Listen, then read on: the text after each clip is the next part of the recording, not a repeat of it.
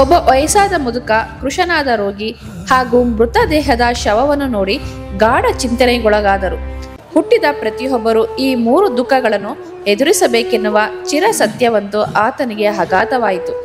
ತಾನು ನೋಡುತ್ತಿರುವ ಯೌವನದ ಭೋಗ ಭಾಗ್ಯಗಳೆಲ್ಲ ತಾತ್ಕಾಲಿಕವೆಂಬ ಅರಿವಿನಿಂದ ಮನಸ್ಸು ಆತಂಕಗೊಳಗಾಯಿತು.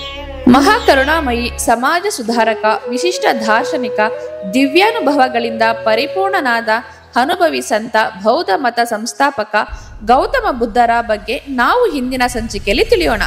ಎಲ್ಲರಿಗೂ ನಮಸ್ಕಾರ. ನಮ್ಮ ಪ್ರಜಾಪತಿ ಚಾನೆಲ್ಗೆ ಸ್ವಾಗತ.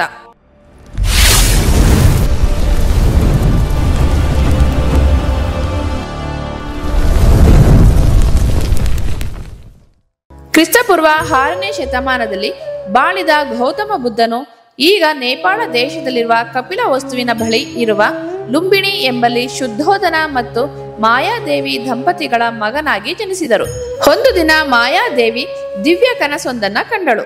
ಪ್ರಕಾಶಮಾನವಾದ ನಕ್ಷತ್ರ ಲೋಕದಿಂದ ವಿಶೇಷ ಪ್ರಭೆಯುಳ್ಳ 6 ದಂತಗಳಿಂದ ಕಂಗೊಳಿಸುವ ಬಿಳಿ ಆನೆಯೊಂದು ಭುವಿಗಿಳಿದು ಆಕೆಯ ಗರ್ಭ ಪ್ರವೇಶಿಸಿದಂತಹ ದಿವ್ಯ ಅನುಭವ. ಕೆಲ ದಿನಗಳಲ್ಲಿಯೇ ಆಕೆ ಗರ್ಭಿಣಿಯಾಗಿ 9 ಮಾಸಗಳ ಬಳಿಕ ದಿವ್ಯ ಕಾಂತಿಯುಳ್ಳ ಗಂಡು ಮಗುವನ್ನ ಹಡೆದಳು. ಮಗುವಿಗೆ ಸಿದ್ಧಾರ್ಥನೆಂದು ಹೆಸರಿಡಲಾಯಿತು. ಸಿದ್ಧಾರ್ಥರ ವಿದ್ಯಾಭ್ಯಾಸ. ಶುದ್ಧೋಧನನು ಮಗನಿಗೆ ಉತ್ತಮ ವಿದ್ಯಾಭ್ಯಾಸ ಕೊಡಿಸಿದನು. ಒಂದು ದಿನ ಉದ್ಯಾನವನದಲ್ಲಿ ಆತನು ಬಂಧುವಾದ ದೇವದತ್ತನೊಂದಿಗೆ ಧನುರ್ವಿದ್ಯೆ ಅಭ್ಯಾಸ ಮಾಡುತ್ತಿದ್ದನು. ಆಗ ಆಕಾಶದಲ್ಲಿ ಹಂಸಗಳ ಹಿಂಡು ಸಾಲಾಗಿ ಹಾರಿ ಹೋಗುತ್ತಿತ್ತು. ದೇವದತ್ತನು ಬಾಣ ಬಿಟ್ಟು ಒಂದು ಹಂಸವನ್ನ ಹೊಡೆದು ಬೀಳಿಸಿದನು. ತಕ್ಷಣ ಸಿದ್ಧಾರ್ಥನು ಓಡಿ ಹೋಗಿ ಗಾಯಗೊಂಡ ಹಕ್ಕಿಯನ್ನು ಎತ್ತಿಕೊಂಡು ಶುಶ್ರೂಷೆ ಮಾಡಿ ಔಷಧ ಹಚ್ಚಿ ಬದುಕಿಸಿದ. ದೇವದತ್ತನಿಗೆ ತನ್ನ ಬಿಲ್ಗಾರಿಕೆಯ ಕೌಶಲ್ಯದ ಬಗ್ಗೆ ಹೆಮ್ಮೆ. ನಾನು ಹಕ್ಕಿಯನ್ನು ಹೊಡೆದುರುಳಿಸಿದ್ದರಿಂದ ಅದು ತನ್ನದೆಂದ. ಆದರೆ ಬುದ್ಧ ಹಕ್ಕಿಯನ್ನ ಶುಶ್ರೂಷೆ ಮಾಡಿ ಬದುಕಿಸಿದ್ದರಿಂದ ತೀರ್ಪು ಬುದ್ಧನ ಪರವಾಯಿತು. ದೇವದತ್ತ ಸಿದ್ಧಾರ್ಥನ ಶತ್ರುವಾದ. ಸಿದ್ಧಾರ್ಥನ ವೈವಾಹಿಕ ಜೀವನ. ಸಿದ್ಧಾರ್ಥನಿಗೆ ರೂಪವತಿಯು ಗುಣವತಿಯೂ ಆದ ಯಶೋಧರೆ ಎಂಬ ಕನ್ಯೆಯೊಡನೆ ವಿವಾಹವಾಯಿತು. ಇವನಿಗೆ ರಾಹುಲನೆಂಬ ಗಂಡು ಮಗುವಾಯಿತು. ಆದರೆ ಆತನ ಮನಸ್ಸು ಭೋಗ ವಿರಾಗದತ್ತ ಹರಿಯುತ್ತಿತ್ತು. ಒಂದು ದಿನ ಸಿದ್ಧಾರ್ಥ ರಸ್ತೆಯಲ್ಲಿ ಓಡಾಡುತ್ತಿದ್ದಾಗ ಕೆಲವೊಂದು ಘಟನೆಗಳನ್ನ ನೋಡುತ್ತಾನೆ. ಒಬ್ಬ ವಯಸ್ಸಾದ ಮುದುಕ, ಕೃಶನಾದ ರೋಗಿ ಹಾಗೂ ಮೃತದೇಹದ ಶವವನ್ನು ನೋಡಿ ಗಾಢ ಚಿಂತನೆಗೊಳಗಾದ.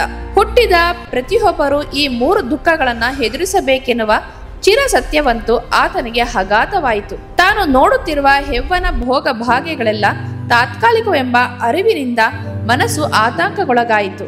ಇದಕ್ಕೆ ಕಾರಣವೇನು? ಜನನ ಮರಣಗಳ ರಹಸ್ಯವೇನು? ಇದಕ್ಕೆ ಪರಿಹಾರ ಇಲ್ಲವೇ? ಆತನ ಮನಸ್ಸು ಯೋಚನೆಗೊಳಗಾಯಿತು. ಮಾನವ ಪಡುವ ಕಷ್ಟ ಕಾರ್ಪಣ್ಯಗಳಿಗೆ ಪರಿಹಾರ ಶೋಧಿಸಬೇಕೆಂಬ ಛಲ ಅಧಿಕವಾಯಿತು.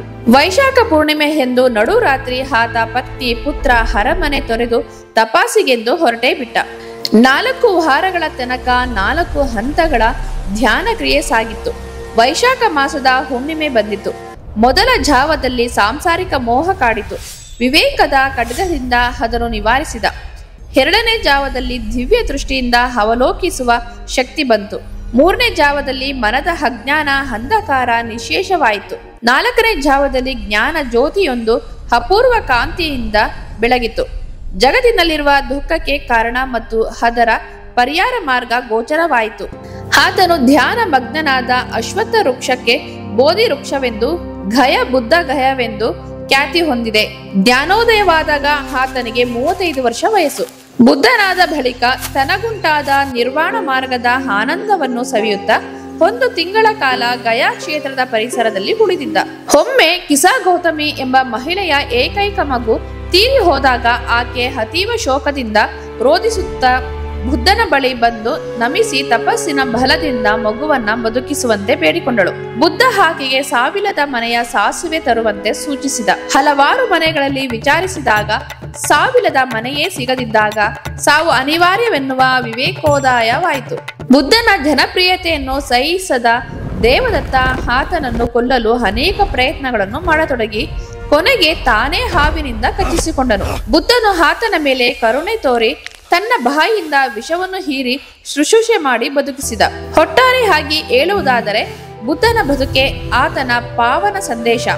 ಹುಟ್ಟಿನಿಂದ ಯಾರು ಶ್ರೇಷ್ಠರಲ್ಲ, ಕನಿಷ್ಠರಲ್ಲ.